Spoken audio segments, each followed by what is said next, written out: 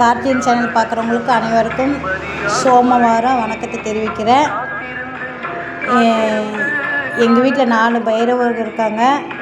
அதில் நான் கருவாக்குட்டி வந்து காலையில் ஒரு 4-5 நாய் சேர்ந்து கடித்து காலையில் நான் கதவை திறக்கிற கேட்டுட்டு ரொம்ப முடியாமல் பூரா வாசல் எல்லாம் ரத்தம். அவனால் எந்திரிக்க கூட முடியல.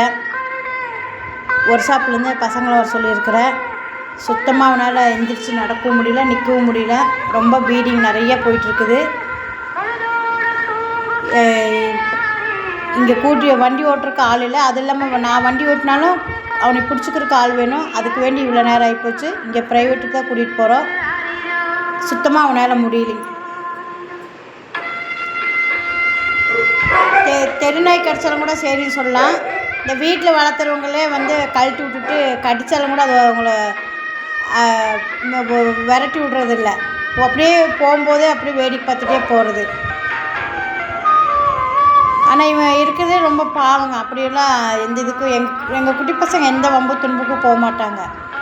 ஆனால் இவங்களை கண்டாத எல்லாத்துக்கும் பொறாமையாக இருக்கிறது. பையனே 3 நாள் ஆச்சு இவன் சோறு சாப்பிட்டு. சுத்தமாக அவனால் எந்திரிச்சு நிற்க கூட நின்னா விழுங்குறான். இடுப்புட்டு நல்லா அடிபட்டுருச்சாட்டு இருக்குதுங்க. அதனால் தயவு செஞ்சு இந்த வீட்டில் வளர்த்துற நாய்க வாக்கிங் கூட்டிகிட்டு போனீங்கன்னா கையில் பிடிச்சி கூட்டிகிட்டு போங்க. இந்த மாதிரி கழட்டி விட்டுட்டு அடுத்தவங்க வீட்டு நாயை வந்து கடித்ததுக்கப்புறம் வேடிக்கை பார்க்குற வேலை வச்சுக்காதீங்க. நீங்கள் எந்த அளவுக்கு செல்லம் கொடுத்து வளர்க்குறீங்களோ அதே மாதிரி தான் நாங்களும் வளர்த்திட்ருக்கோம் குழந்தைகளாட்ட.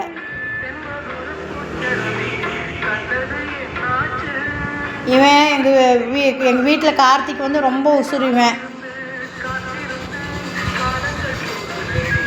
இப்போ விட்டுருவேன். இன்னொரு டைம் பார்த்தேன்னா நல்லா இருக்காது சொல்லிட்டேன்.